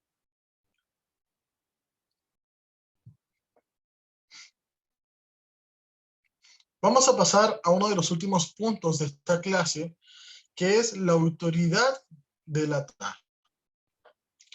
La Torá es la instrucción del Creador, totalmente de inspiración divina, escrita por Moisés, su siervo. La Torá se defiende por sí sola, en ella está el sello de nuestro Creador. Esto es muy importante, no tan solo de leerlo, sino de asimilarlo y vivirlo. El entender la inspiración divina de la Torá. Hoy día de hoy está siendo tan puesto en juego esto, hermanos, que cuando usted lo entiende y lo comprende, vivirá totalmente en Shalom. Yo sé que hoy día hay muchas almas que dicen, bueno, ¿y la Torá será o no será divina? ¿La habrá escrito o no la habrá escrito Moshe? Pero una vez que usted lo entiende y que la lee y medita en ella y la hace su estilo de vida, entonces usted tendrá shalom en cuanto a estos tipos de asuntos. Y eso es lo que quiero transmitirle a usted. Vamos a ver las pruebas de que la Torá es divina. Yo solamente apunté 3, que son como una de las más relevantes, ¿verdad? Y volviendo a lo que decía minutos atrás, amados, no vamos a hablar de evidencia arqueológica, vamos a hablar de lo que la misma Torá expresa en cuanto a ella y vamos a hacer razonamiento lógico. Dice así, Shemot 19, la primera prueba le titulé la Ketubá, que es el contrato matrimonial. Moisés subió a Elohim y Yahweh lo llamó desde el monte diciendo, Así dirás a la casa de Jacob, y anunciarás a los hijos de Israel. Vosotros visteis lo que hice a los egipcios, y cómo os tomé sobre las alas de las águilas, y os he traído a mí. Ahora pues, si diereis oído a mi voz, y guardareis mi pacto, vosotros seréis mi especial tesoro sobre todos los pueblos, porque mía es toda la tierra. Y vosotros me seréis un reino de sacerdotes y gente santa. Estas son las palabras que dirás a los hijos de Israel. Entonces vino Moshe y habló a los ancianos del pueblo y expuso en presencia de ellos todas estas palabras que Adonai le había mandado.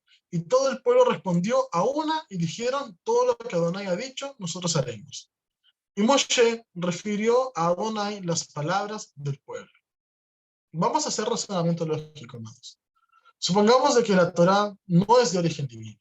Supongamos de que esto no sucedió, que esto no pasó así como lo relata el texto bíblico.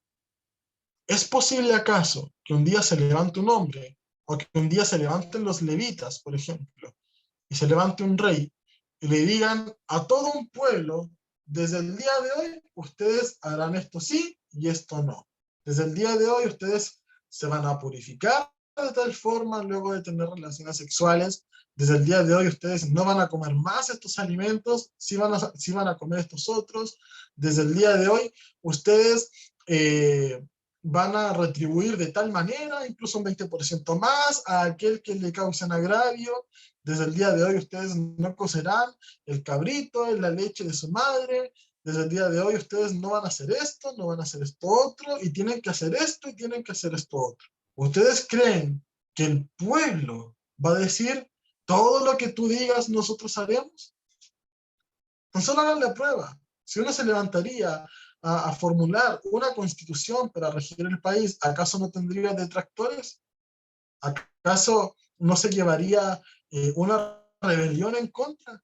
¿Quién aceptaría tantas prohibiciones viniendo solamente de un hombre, sin una prueba física de que tú has visto algo sobrenatural para decir: yo obedeceré? Entonces, eso nos lleva a razonar que lo que ellos estaban viendo, el pueblo de Israel realmente fue testigo de lo que ocurrió en el monte Sinaí. El pueblo de Israel realmente vio las maravillas para decir: todo lo que Adonai ha dicho, nosotros haremos. Para que un pueblo reciba la Torá, que tiene muchas prohibiciones y tiene muchas acepciones, es necesario que haya ocurrido un evento sobrenatural. Si no, a Moisés le hubieran dicho: no, no te vamos a obedecer. ¿Qué te tenemos que escuchar a ti? Pero ellos vieron algo. Ellos vieron la autoridad del Eterno. Vieron la maravilla plasmada en el monte Sinaí. Vieron los relámpagos, los truenos, lo que les causó temor. Y dijeron: todo lo que Adonai ha dicho, nosotros haremos.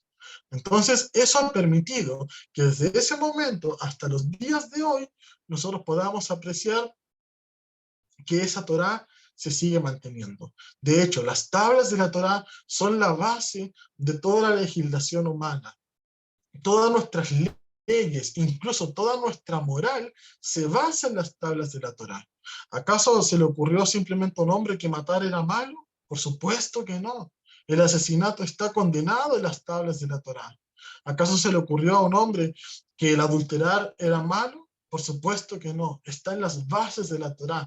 Las tablas de la Torá rigen toda la moralidad humana. Es lo que nos enseña qué es bueno y qué es malo. Es lo que nos conecta con nuestro Creador. Es lo que nos hace mirar a los cielos y saber que hay alguien que nos ha formado. Entonces, todo lo que sucedió en el monte Sinaí, amados, es base para la civilización humana. Es lo que rige la moral de todos los pueblos. ¿Ok? Entonces, eso se mantiene así hasta nuestros días, amados. Incluso es todavía mucho más profético, porque cuando Yeshua dijo que por haberse aumentado la transgresión a la Torá, entonces muchos se enfriarían. ¿Qué es lo que sucede con esto? Que muchos países del mundo se han enfriado, están aboliendo la Torá. Sin saberlo, tenían la Torá puestas en sus leyes. Sin saberlo, sabían de que matar era malo, que matar a un bebé en el vientre era malo y estaba penado por la ley. Y ahora está avalado por la ley de cada país. Entonces, ¿qué es lo que pasa? Que se transgrede la Torá y la maldad aumenta y muchos se enfrían. ¿Quiénes se enfrían? Los gentiles, los que están afuera del pacto. Ellos de cierta manera hacían la Torá que estaba escrita en sus conciencias, en sus corazones, y ahora esa Torá se ha enfriado. Entonces, vamos a darnos cuenta de eso, amados. Vamos a darnos cuenta que todo lo que son las constituciones de los países desde un principio estuvieron estipuladas en base a las tablas de la Torá. Vamos a la segunda prueba, el año Shemitah. Vayikra 24-25. En el monte Sinaí, Adonai le ordenó a Moisés que les dijera a los israelitas: cuando ustedes hayan entrado en la tierra que les voy a dar, la tierra misma deberá observar un año de reposo en honor a Adonai. Durante 6 años sembrarás tus campos, podarás tus viñas y cosecharás sus productos. Pero llegando al 7º año, la tierra gozará de un año de reposo en honor a Adonai.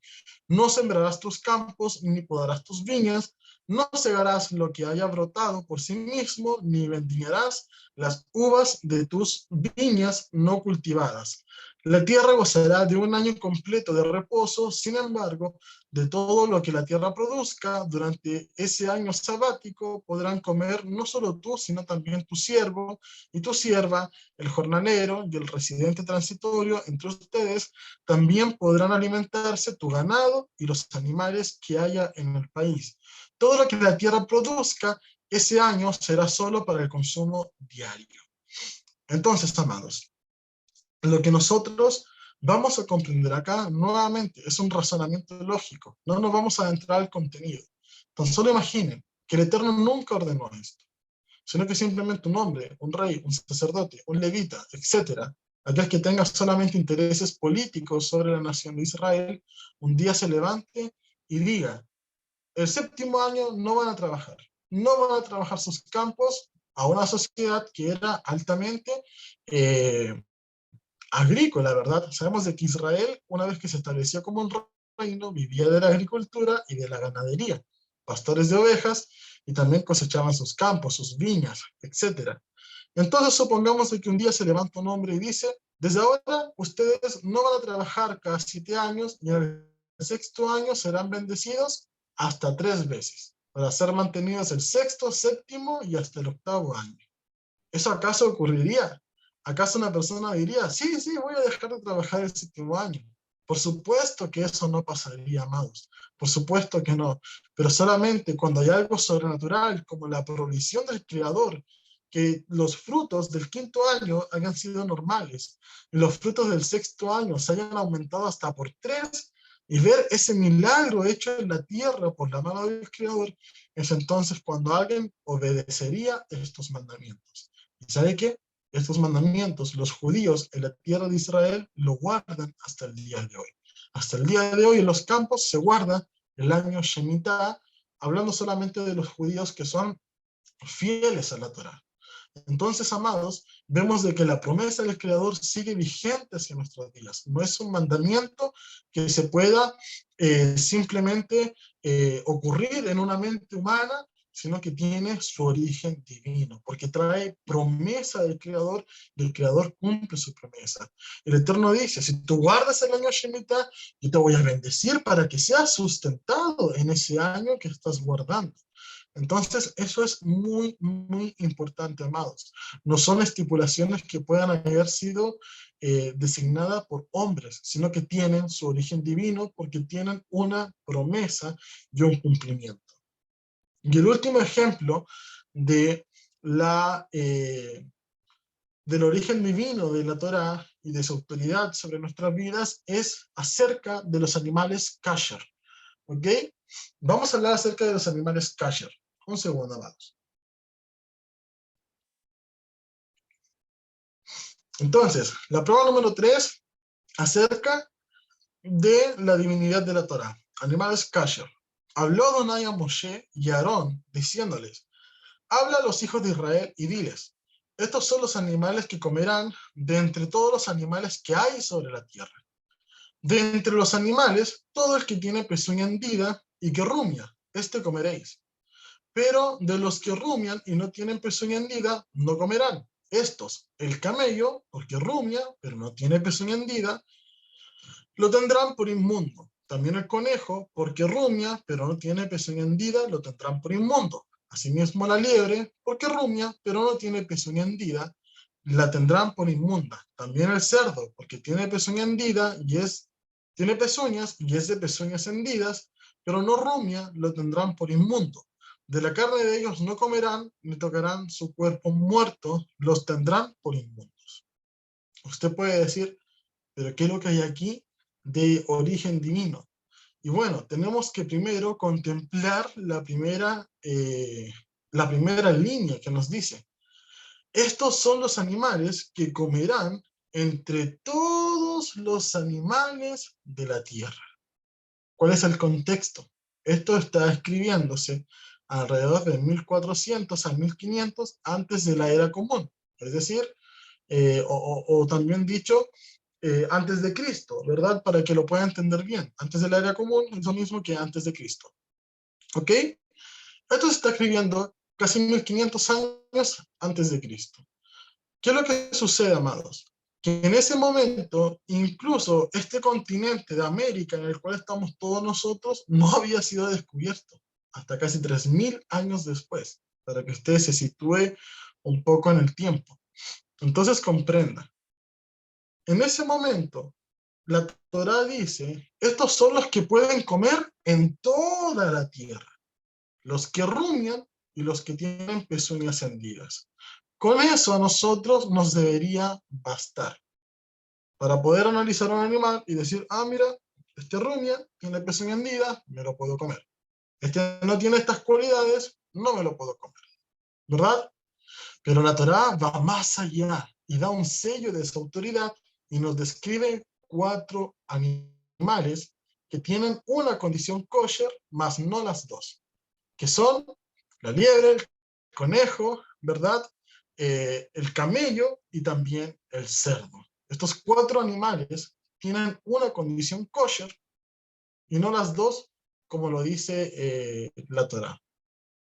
En toda la tierra, aún con un continente nuevo descubierto, que es este continente de América, no se ha podido encontrar otro animal que tenga una sola condición kosher, más que lo que dice la Torá: camello, conejo, liebre y cerdo. ¿Cómo Moisés podría haber escrito algo así? Simplemente porque se le ocurrió, simplemente porque es lo que observó. Probablemente 3000 años después, cuando se descubrió América, ¿verdad? Aquí pudieron haber descubierto otro tipo de animal que sí tuviera una pezuña hendida, pero no fue así, no lo han encontrado hasta el día de hoy. Entonces la Torá dice, podrán comer esto, pezuña hendida, y que rumie, y se aventura incluso más a dar un sello de autoridad diciendo que hay 4 más en toda la tierra que tienen solamente una condición, y hasta el día de hoy, que han pasado ya miles de años, no se ha encontrado otro. ¿Quién más podría decir eso? El Creador que hizo los cielos y la tierra. Entonces, amados, ese es un sello de autoridad dentro de las escrituras. Como le decía, vamos a encontrar muchos datos arqueológicos. Por ahí el hermano Iván Martínez de Hassak Bemat ha aportado muchísima información también con respecto a la arqueología. Piedras, ¿verdad? Donde encontramos grabados acerca de Moisés que datan del tiempo en el cual los hebreos estaban siendo cautivos por los egipcios, y eso está escrito, está documentado en las piedras. Y hoy día, cuando muchos están callando esta información, las piedras gritan, amados, y se cumple la palabra. El nombre de Yeshua está escrito en las piedras gritan el nombre de Yeshua. Entonces, amados, lo que hoy día estamos viendo es precisamente el sello de autoridad del Creador en las propias escrituras.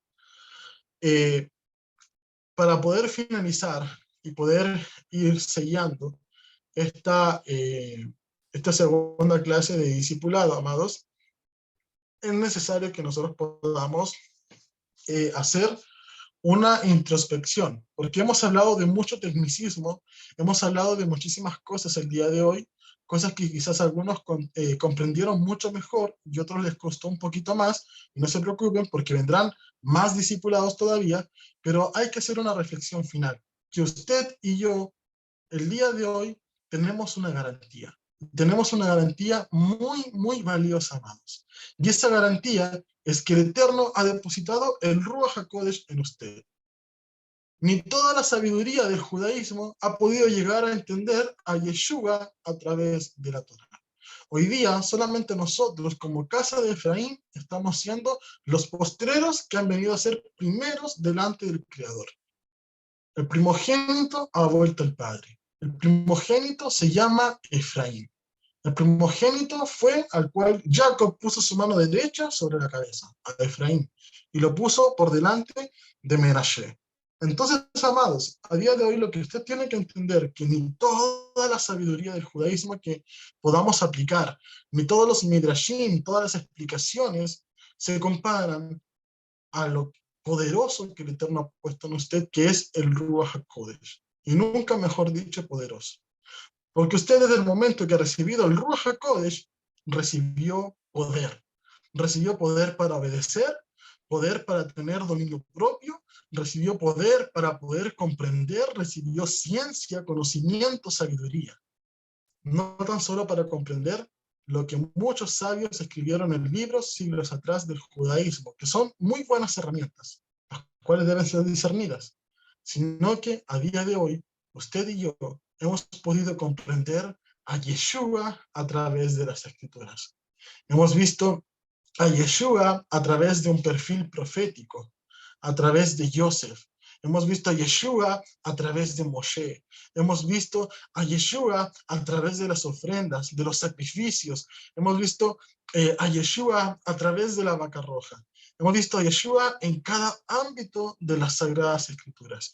Y eso es algo que solamente a través del discernimiento del Ruach HaKodesh se puede distinguir. Y eso es lo que el Eterno ha depositado en usted y en mí. Ezequiel 36:27 dice, y pondré en espíritu en ustedes para que pongan por obra mis mandamientos y mis estatutos. Entonces, amados, hemos aprendido muchísimo el día de hoy. Quizás será necesario que vuelva a ver esta clase y la vuelva a redigerir, pero quiero que comprenda esto. Lo más importante, y quizás es de lo que menos hablé, que son estas palabras finales, es que el Ruach HaKodesh lo lleva a comprender la Torá a través de Yeshua. En cada parte de la Torá, desde el principio, desde el primer versículo, por eso ejemplifiqué con eso, el Elohim Yeshua creó los cielos y la tierra, es que usted puede ver la Torá, que usted puede ver a Yeshua allí plasmado, a su creador, que fue el primer cordero sacrificado para cubrir la desnudez de Adán y Eva. Y eso marcaría la pauta para poder entender que Él hasta el día de hoy cubre nuestros pecados, cubre nuestras vergüenzas y nos presenta dignos delante de nuestro Creador. Yeshua, el Elohim viviente, Yeshua, el Creador. Amén. Así que vamos a agradecer al Eterno por esta clase y por esta ministración. Abacados, en esta hora estamos delante de tu presencia, Elohim nuestro, Rey del universo, para poder agradecerte, Padre, por tu infinita misericordia, por tu bondad inmerecida, Padre. Gracias te damos porque nos permites concluir el día de hoy esta segunda clase. Te pido que ayudes a comprender a mis hermanos, aquellos que no han entendido todo completamente el día de hoy, Padre, tú les amplíes su conocimiento, que tú les ayudes y que me hagas a mí, Padre eterno, más inteligente de labios para poder enseñarles de la mejor manera, Padre. Por favor, Abba, bendícenos, te damos honra y gloria, exaltamos y bendecimos tu nombre, Padre, porque tú eres digno de toda gloria. Beshem Yeshua HaMashiach. Amén y amén. Bendito seas, Abacadosh. Amén. Amén.